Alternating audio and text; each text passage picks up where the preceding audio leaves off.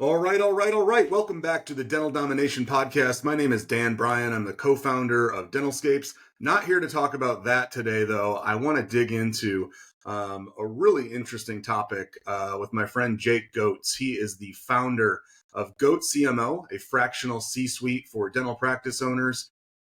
This guy knows what he's talking about. He's got over 20 years of marketing and sales experience, and actually, fun fact, graduated with a degree in professional sales, which I don't think you can say about a lot of folks. And it's pretty fascinating to see where Jake has gone with that. To that end, he's actually the co-founder of another dental marketing agency that you all may have heard of, Gargle. Founded that in 2018, and obviously a big name in the space. And so I am so excited to have you here today, Jake. Thank you so much for coming on the show and being willing to open up and talk a little bit about something that I know is near and dear to your heart, which is lead management. So we talk a lot on the show, and we talk a lot with clients, of course, about lead generation. And that's obviously, what marketing agencies, yours, mine, we specialize in. But the handoff is so important, and understanding what both marketing agencies and the practices themselves can do to nurture those leads, to move them toward conversion into actual appointments. Super important. So I am so excited to dig into it today. But I have said way too much. I want to turn things over to you, Jake. And if you don't mind, just sharing with our listeners a little bit more about your background, your experience, how you got into this place, and what you're all focused on right now. Yeah, thanks for having me, Dan. It's fun to be on here. These are some of my favorite things, is to just share what we know and learn as people comment and ask questions and follow up from what we talk about. I love being challenged, and it just makes me want to go out and study and learn more and do the research to figure it out. So yeah, like you said, I graduated in technical and professional selling from Weber State University in Utah years back, 20 plus years ago now. And I never thought that I was going to be a salesman. My dad was an entrepreneur. I thought, I'll just probably start a business someday. I'll go to business school. And halfway into my degree, I realized how much math was required in business school. And I was like, I hate math. Yeah, well, I'm right there with you. I'm glad to hear you say that. Yeah, so I decided, one of my buddies actually took me out. I started knocking doors to pay for college so I could avoid a student loan. And I was selling security systems door to door. And he said, you should really look into the sales program at Weber State. And I said, okay. So 3 months later, I transferred at the end of that summer all of my associate's degree and my credits up to Weber State. And the rest is history, as they say. It was a great springboard into just understanding more the science behind psychology and how people think, and what is it that motivates people to take action and make decisions. And so that kind of started me into a sales career where I sold everything from timeshare and home services and TV, internet, over the phone, managed a call center of... What was your favorite thing to sell over the course of your career? Timeshare, 100%. Really? Okay. From a fun standpoint, I mean, you got to sit and listen to music and talk about vacations and get to know people and ask them what their dream trips were and what's holding you back from going on I mean, it was the funnest thing ever to sell. It was Hottest stressful. timeshares on the market, where are they? The what? Hottest timeshares on the market, where are they? Oh, geez. I'm biased because of what I sold and bought from myself, but I just got home from a 10-day trip that I used my points of my timeshare with Wyndham's Vacation Club. Sweet. To go on a 10-day cruise. And so, there's just a lot of added perks to different ones, but... Yeah, cool. Well, I digress. I didn't mean to get you off topic, but yeah, clearly so much experience in sales. What are you focused on now for the benefit of our listeners? Yeah, so the biggest thing we're doing now, we kind of took all of that and realized to the question and topic at hand, which was marketing. I got into marketing 12 years ago with dentists, and specifically helping them drive more new patient acquisition. And then we very quickly realized that we could do an incredible job in driving top of funnel leads for them, whether it be through postcards or Google ads or Facebook ads or referral programs, whatever it was. But if the staff didn't handle the lead and provide a good patient experience, it didn't matter what we did for marketing. I think that's the curse of any marketing agency, quite honestly. I think you just landed on it. And Yeah. you and I, we know it well. And that's not to say that there aren't things that agencies can't do to prime the pump, so to speak, and make sure that that handoff is smooth and that we're supporting the practice in that effort. But it's interesting. You and I have talked offline, and you said something that I thought was so true, which is that if your practice is not generating new patients, your marketing may not suck. Right. It's It's actually, very likely that there's more to it than just what the marketing agency is or is not doing. yeah, yeah, absolutely. I mean, we've talked about it at length. We can drive qualified leads all day, but if they're not closing, you know, Yeah. you're a And salesman. You know what that's all about. oh my gosh. And that's what made me want to go into marketing is as I was in sales for so many years and managing sales teams and training salespeople on how to handle leads, I realized, wow, some of these leads suck. And Yeah, when times were bad, the leads suck. When yeah, times were good, the leads were good. And it's like, not necessarily. When you go back yeah, and listen to the calls when we were having earth shattering and groundbreaking success and breaking records on certain months, and then we looked at the same phone calls from 3 months earlier when we were in the tube and everything was horrible, listening to the calls, it was the same patient yep. or it was the same client Not much call. difference. Yep. It was more so just the mindset and the belief and sometimes when things aren't as good, you're prejudging that lead. Yeah. You're going, oh, great. The last Carmen I talked to didn't have credit to put two dimes together in any way, shape, or form. How's this one going to afford an implant? Why'd they even Yeah. submit their information? And then they're calling them with that tone in Right. their undertone of their voice, not even realizing they're providing a bad experience. Yeah, and it's funny. You and I both know Jessica Martin. She's a dental consultant. She's fantastic, and I know you've partnered with her, and so have we. Yes. But I was working with her on a call handling training video series that we were working on together, and the one thing that rang so true for me was her saying, you literally can hear a smile through the phone, and I got to add to that, you can sure as hell hear an eye roll as well. So, Yeah. you're spot on. But, in the work that you're doing today, let's say I'm going to put my dentist hat on, which my actual dentist husband would advise me not to. I don't, you don't want sharp things in my hands, trust me.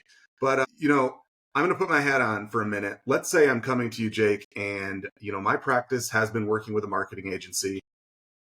Maybe, I think the problem is with the marketing agency, the lead generation itself.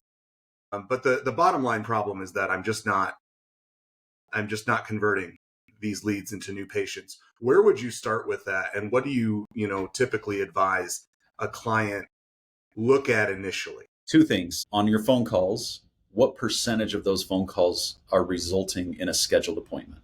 Mm-hmm. So that's the first thing. What's your conversion rate on all of your And what inbound? would you say, provided the marketing agency is doing its part to bring in qualified leads, what would you say for a healthy practice you'd want that conversion rate number to be at roughly? Yeah, so national average conversion rate is 55%. Well, there's some regions that are actually as high as 65% across the South that Yep. have a higher conversion rate. But 55 to 65% is typically where you should see yourself. But I've had clients that after going through trainings like Jessica's, like you Mm-hmm. said, I've partnered with her, and I complement that, and our agency does that as well, where we coach on call handling. We have clients now that are converting at 90% of their Yeah, new. I was going to say some of our best performing clients are converting at well north of 80%, Yeah, 85%. And yeah, they're doing it right. And they're adhering to a lot of the practices that I have a feeling you're going to get into here. yeah. The second thing that I pay attention to is on the lead form submissions that you get. Is it going into a CRM, a customer relationship management tool, that you can manage that as a separate pipeline from your practice management system? Because until they become a patient of record, you don't want to bog down your PMS. You Right. want to put it into your CRM layered on top of a PMS that it gives you accountability measures and activity measures. It'll show every time a lead populates, is it notifying everybody simultaneously, and then somebody grabbing that lead at the front desk Yeah. to call on it. So the second metric that I look at not associated with the phone calls, just associated with the lead form submissions, is what is the time to contact? Yep. And when I say time to Super contact, important. I'm not saying time to dial or time to text. Mhm. What is the time to get a warm body voice on the other end of that line with you live? Yep. Because it's like the old adage, if a tree falls in the forest and no one's around to hear a sound, does it make the sound? Mm-hmm. It's, you can call all day long on a lead, but an unknown number, I don't know about you, Dan, but the last time I answered an unknown number without the expectation that somebody was calling me, I didn't Yep. answer it. Yep. And so a little tip of the trade from call center life and managing leads, I call it the double down approach. If you're getting a lead form submission, you call them, and if it goes to the voicemail greeting, you immediately hang up, and instead of calling again right then, send them a text and say, this is Jake with Goat DMC or Goat CMO. I say DMC because that was our original logo, was Goat Dental Marketing Consultants. But, this is Jake with Goat CMO. We just received your information, wanted to follow up with you. Looking forward to hearing back. If we don't hear back, I'll call you again shortly. Love it. Hang up. Or you send that text, and then you're a very quick call immediately. That's the double down. So now you've called, you've texted, and you've called again within 2 minutes. And if you can do that, it's the rule of twos. You're doing 2 attempts of a phone call, sending a text message, and you're doing all of that within 2 minutes. You're going to have a much higher likelihood of a warm contact. Yeah. So what would you say is a good benchmark number then for that time to contact? Less than 5 minutes is ideal. Okay. Anything after 10 minutes, you lose. You're actually 8 times less likely to get them on the phone if you don't contact them in the first 10 minutes, unless it's after hours. And if you are getting leads and running ads specifically after hours, part of really good lead management is to have an automated system like Go High Level or an agency like Dentalscapes, where you guys have that chance to send an automated, sorry, we missed you. Someone will contact you first thing in the morning. But if you'd like to schedule a new patient appointment, and give them a link, click this link and go ahead and do that now. Right there. Now, I want to go back to something you said earlier because I think it's super important, and that's the CRM. And, we talk about practice management systems versus CRMs, how the two complement each other. And Lord knows there's, probably 5 or 6 big name PMS systems out there. But there's certainly no shortage of CRM systems as well. And some of these are layered. Some of them now offer them together. But what are sort of your go-to favorite tools for that when you're consulting with a practice? What are some of the big names that you trust? So if you are on a budget and you can't get into like a big full-blown HIPAA compliant, paying the fees for like a Go High Level that can sometimes get, it can stack up in your cost, and it's got a lot of moving parts that can be overwhelming to a rookie who's getting into lead management, I recommend they start with Patient Prism. And if any of your listeners are, if they ever call Patient Prism, they can give them my name, and all of my clients get a discount. Amazing. Any of my referrals get a discount because I've given them a lot of business over the years. They have a very simplified version of all the phone call leads. Mm-hmm. Now, to complement Patient Prism, you need a spreadsheet. Like, just create a Google spreadsheet that everybody on the team has access to, so that every time a lead comes in over email, you can put it in there. Mm-hmm. Every time a call comes in, you can put it in there. I mean, you just need a manual tracking system. That's all a CRM is. And the first CRM was built off of somebody managing it, not even a spreadsheet. It was a notebook. Yeah, right? exactly. They just jot the stuff down in it. Yeah. So it's not rocket science, but that's the easiest way I've found. A couple $100 a month, you can usually get a good system. Yeah, and and I'll put the links there in the show notes, and folks can check that out and go to you for that discount if they're interested. But and that's very generous, thank you. What's really interesting is that we had someone else on the podcast this was probably months ago, and he was saying, he asks dentists, what is your most valuable asset? And when dentists answer that question, it's typically like, well, it's my practice itself, it's my team.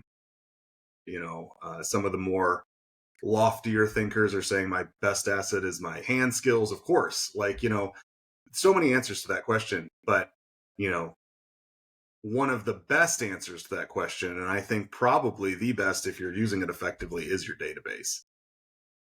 And that is just worth its weight in gold there. And it's something that, most practices are not fully leveraging. And I think even the phone calls, to your point, that come in, maybe they're not reached, you don't get that warm body on the other end, you're not able to make contact, maybe they even go somewhere else and book somewhere else within that same day.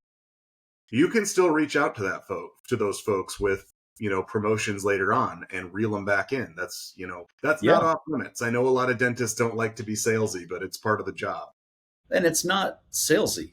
It's relationship management. That's why they call it a customer relationship management tool. Yes, absolutely. And I think like something when my first day getting into the sales program, 20 years ago, was when the professor, I'll never forget this. He walks in, he's the dean over the program, and he says, raise your hand if when you hear the word salesman, something negative comes into your mind. Oh yeah, I think that's true for 99% of the students raise their hand. And he goes, let me teach you something. Nothing in this world happens until a sale is made. Yeah. And he said, give me one example. Something had to happen, and so he talks, and then he kind of set this tone of, now the problem is a couple of bad apples that get so focused on a commission. Change that. Of course. Yeah. But if you're providing a valuable service, you're not selling anything. No. You're empowering people to make choices that are going to benefit their lives. Absolutely. Yeah. And I can't agree more. It's so true in dentistry. Yeah. And I think a lot of dentists are uncomfortable with this idea of sales. And I agree with you completely that you shouldn't even think of it as sales. It's really being an advocate for the patient, essentially. Yes. If, like you said, you're following standard of care and best practices, I mean, there's nothing wrong with that. Yeah, you wonder why. It's like, man, how is it that doctor does so much better than that other doctor? 9 times out of 10, it's because that doctor who's doing better knows how to have relationships, has better bedside manner, is very transparent, is willing to present things in a way that makes them better. Have you ever heard of the James Lawrence, the Iron Cowboy? Mm-mm. So he's the guy he set out to do 50 Ironman triathlons in 50 days. Mm-hmm. And he did it. And then he said, I wonder if I could do 100. And then a year later, he did 100 of them in 100 days. And I listened to him speak right after he did that. He was the worst speaker I've ever heard. Like, no joke. Awful. And then I saw him 3 years later after he hired a coach and a sales consultant to teach him how to talk, just how to present. It was one of the best, most motivational seminars I've ever, I was dreading going to have to hear this guy again. And he was that bad. And in the matter of 3 years of coaching and training, he was 100 times better. And I thought, this is exactly the problem with lead management, is that teams are not being trained on, first off, how to approach a lead on the first phone call, how to schedule the next event of following up if they didn't get it booked. What's the next step? And is that logged somewhere so that an accountability manager knows to say, hey, we got 62 leads this month. All 62 have been contacted, not just approached, or maybe 51 have been approached or contacted, but all 62 approached. Yeah. So understanding that somebody is on it, because you and I both know, Dan, you can't generate 100 leads for a practice every single month. And when they say, oh yeah, we follow up with every single lead, BS. Not if you don't have a system in place that's helping you automate that. Yeah. Yeah. Because 100 this month and 100 next month and 100 the next month, you didn't have 300 new patients from those leads. So, one of the other issues, and I think you and I have talked about this offline as well, is that the dentist owner, him or herself, is not typically involved in training the front desk. That does not mean, however, that they can't be at the forefront of supporting that team and enabling that training and empowering the team to, develop the professional and personal skills that they need to really succeed. Like you were talking about, the difference that just straight up coaching makes. Mm-hmm. So let's say I'm going to put my dentist hat back on again. So you've already identified these 2 pain points up front that folks are dealing with. Let's say the dentist then responds to you, okay, that's great, but my team isn't doing any of that, or I'm not at all confident that that's happening. What's the next step then? What do you advise practice owners to do to sort of start righting the ship? So this is where AI is a very powerful tool, and Hmm. why I recommend Patient Prism 99% of the time. Hmm. Get a tool in place like that that will automatically record all of your inbound marketing phone calls, and it leverages AI to score them on performance metrics. And the cool thing is you can teach the AI as part of your onboarding exactly what it is they need to do and what Yeah. keywords you want to weight heavier than others. If there Yeah. are a lot of Medicaid callers, hey, we don't want to weight those and score, give our staff a bunch of negative scores. It'll hurt morale. And sales is all about having high morale and Absolutely. performing with some enthusiasm. I once coached a call center where their number one rule, and it was in their employment agreement, if you don't answer every phone call with enthusiasm, that is means for termination. Yep. And Yeah. I've seen those agreements as well, and we really emphasize at onboarding, the importance of making this a partnership and committing to do the work. And the fact of the matter is, for any valuable agency client relationship, there's homework on both sides. Um, and so I fully agree, quite honestly, with that approach. I think it's important. How though can dentists, beyond the technology and beyond the software, and I'm an evangelist for AI and practically everything at this point. And that's so great. And we're actually leveraging a similar process at Dentalscapes with our call recordings and the AI driven lead classification and that sort of thing. But what do you recommend as far as the actual training itself goes? Do you yeah, recommend bringing a consultant? Do you recommend doing an offsite retreat and actually digging into this in a more intensive way? What's sort of best practice for you, or what's the ideal scenario?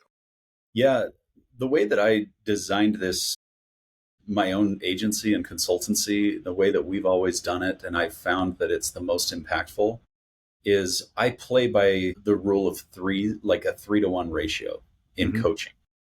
Three positives and a negative, three positives or one area of improvement.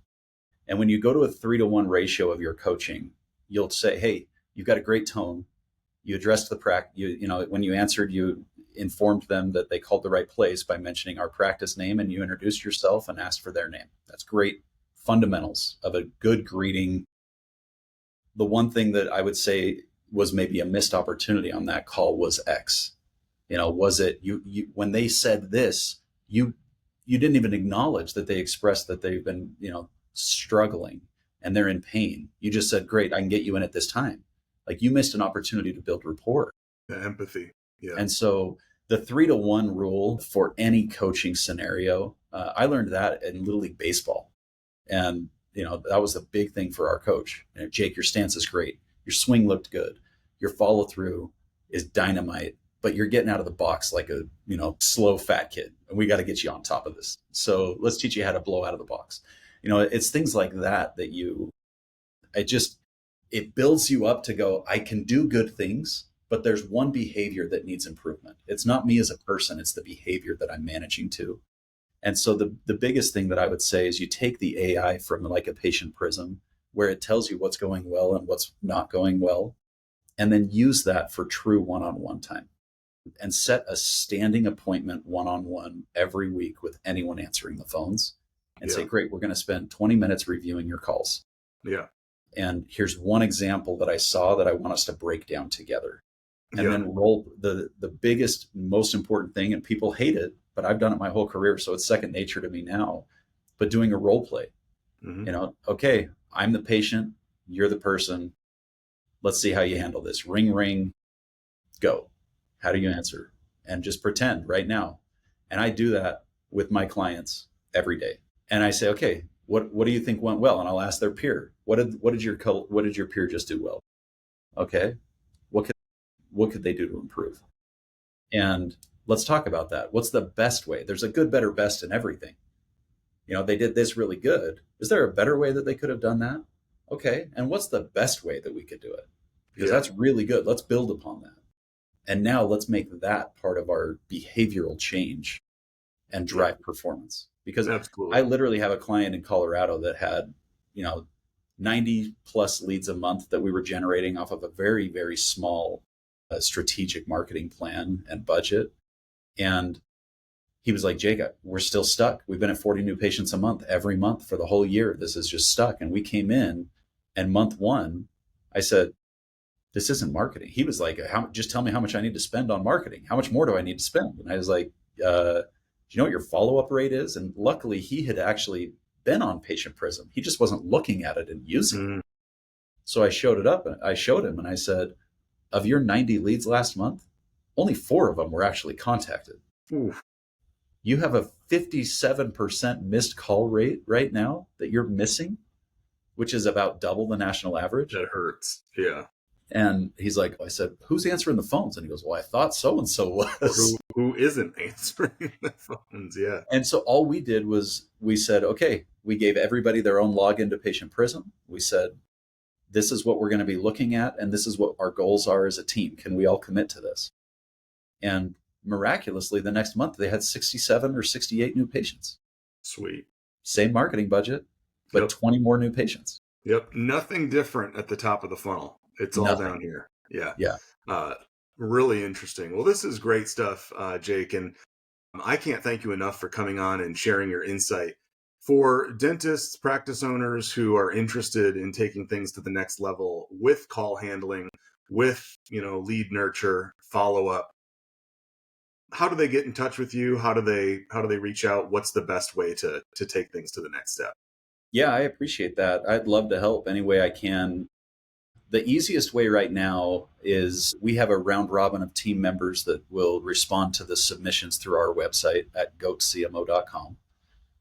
It's, you could also call 435-709-8555. That's our main support line that comes in, and they'll get you scheduled for a free consult to kind of go through and assess what it is you're looking for and needing, whether it's marketing strategy tips or actual call coaching and lead management training.